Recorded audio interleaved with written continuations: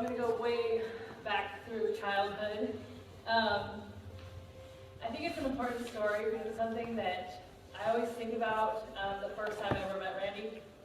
And it I think it shaped our relationship a little bit, but now when I look back on it, it just kind of shows me that he was just like this with everybody, and it wasn't just me, that like I wasn't a target or anything. I remember we went to McDonald's, and it was Adam and Jacob were there, and I think it was like the introduction of let's see how our kids get along type situation, and we were all at McDonald's, and I remember Adam and Jacob had an ice cream cone, and I wanted one. So Randy brought me up to the counter and got me an ice cream cone, and then proceeded to lick it.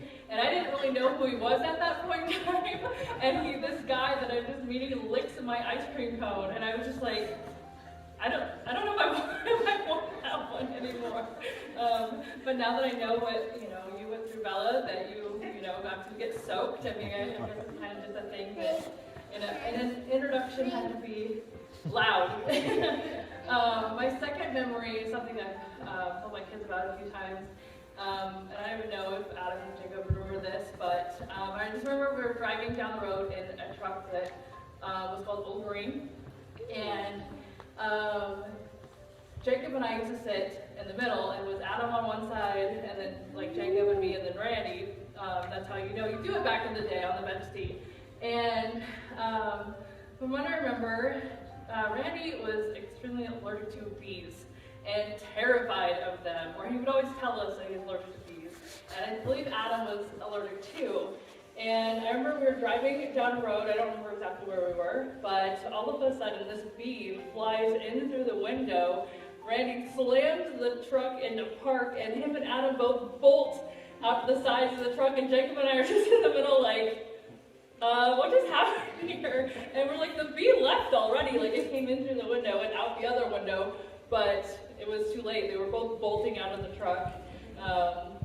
And I don't know, it always reminds me of, whenever I see a bee, I'm like, well, they're gonna go.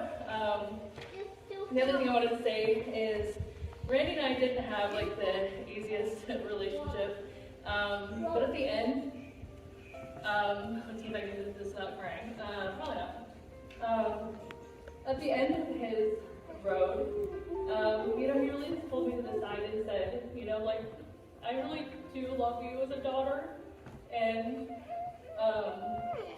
it's something that, like, I think I always knew, but there was a huge part of me that told me that,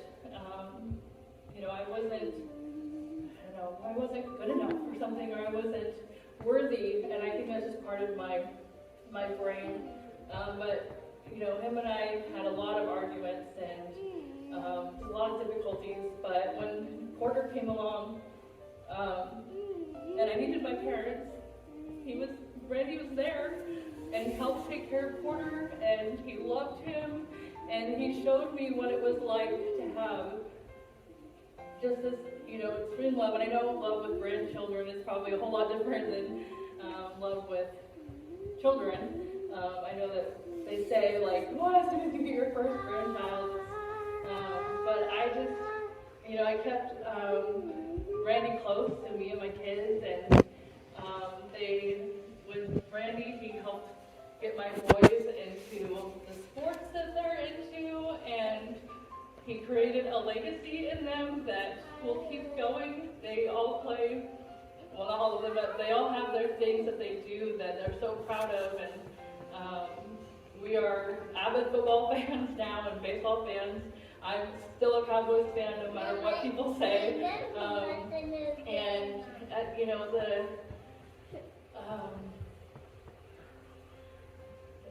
the big promise between Randy and I the last night was that I wouldn't wake him up this time, because I accidentally woke him up when he was on his way to see Jesus, and he gave us all day Friday, and he was like, he never was upset, and he was on Friday, he was never upset that he was still there. He still played the Xbox with Xander and with Jacob, and if we can call it playing, it was sad but funny at the same time. But he still tried, he still wanted to do his normal things, and we pinky promised that I would let him sleep and just let him go be with the Lord, and it was just a really good, a good experience that, even to the very last time until he said, his goodbyes, he was joking around and pinching Xander and tickling him, and Jacob and I, were just joking around and stuff, so I'm just so thankful for the way that he passed away.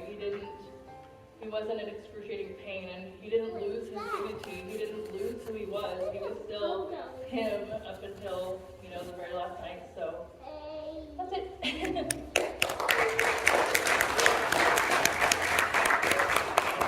About an hour, so we're getting close there.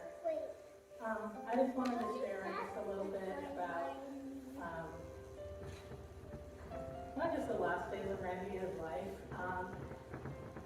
You heard a lot of things, a lot of special things about him.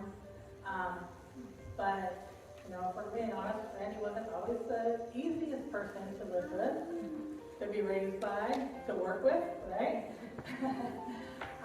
But he always had a good heart, and you knew that behind it all. I knew that he did. But, I didn't know what Jacob was going to talk about earlier, but it all just kind of ties together with what was on my heart. And Randy was a very special person. He cared. We learned how he cared a lot about people and kind of behind the scenes sometimes. But he also carried a lot of things with him from the past. Things that happened, and Jacob hit the mark on forgiveness, because when you hold on to those things and you just carry them with you, then, when there's an argument, when there's something comes up, all those things are your arsenal that have nothing to do with the person that you're talking to, or the person that you want to do something. And that's where Randy struggled a lot of times, and relationships sometimes were, broken temporarily. But he did have a good heart, and everybody always came back, and we worked it out, because they knew that he loved them. But I'm going to read, I know you've read this on the back, but I'm reading this more for the people that are watching on the live stream. I really feel like this is what Randy would want to say to you all, because he'd say, don't wait, do it now. If I could talk to you now that I'm on the other side, I'd tell you to relax more, to make life a smoother ride. I'd tell you that most things just don't matter all that much. I'd say you need to laugh more, to linger on that touch. I'd say to forgive just as soon as the senses come. I'd say let it go and move on, to keep your eyes on the side. I'd ask for your forgiveness too, if I didn't before I left. I'd say please let it set you free. Its peace will give you rest. I'd say get your life right with Jesus now, and not to hesitate. I'd say to walk this life in love with every breath you take. I'd tell you that I loved you, that I tried but sometimes failed. And I'd tell you how God's forgiveness and His mercy prevailed. That's by me on behalf of Randy. Randy's last days, God just did something really special. And He did something through all that extra time that He had. But He really, as Jacob said, He really let go of all those things that don't matter. And there was such peace through all the stuff that we went through. And I keep hearing, I heard a couple new conversations that I didn't know about.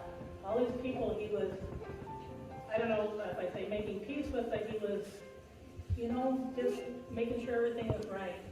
And it just means a lot to my heart that that's what He did.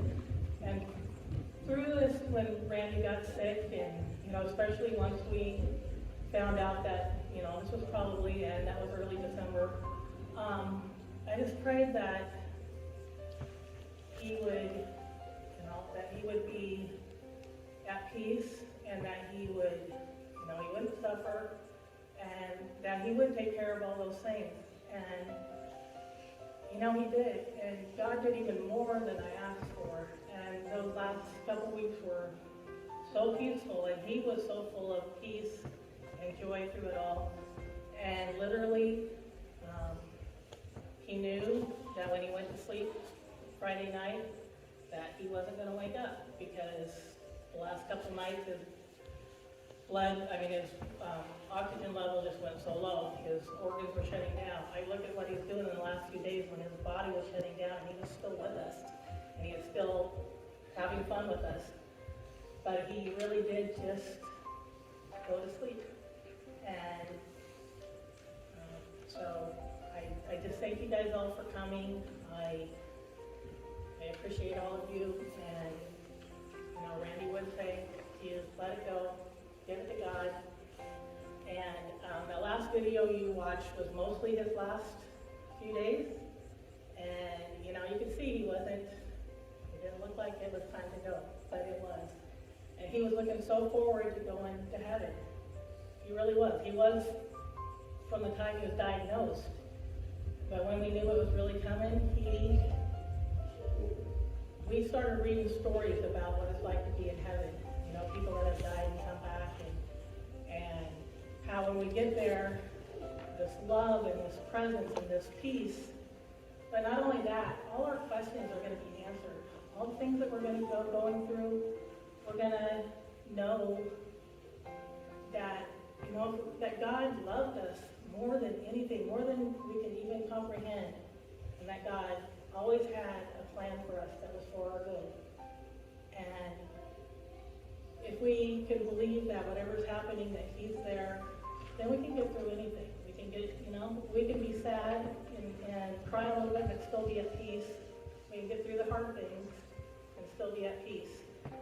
And this particular song, everybody knows it, but Randy listened to it just about every night the last couple of weeks.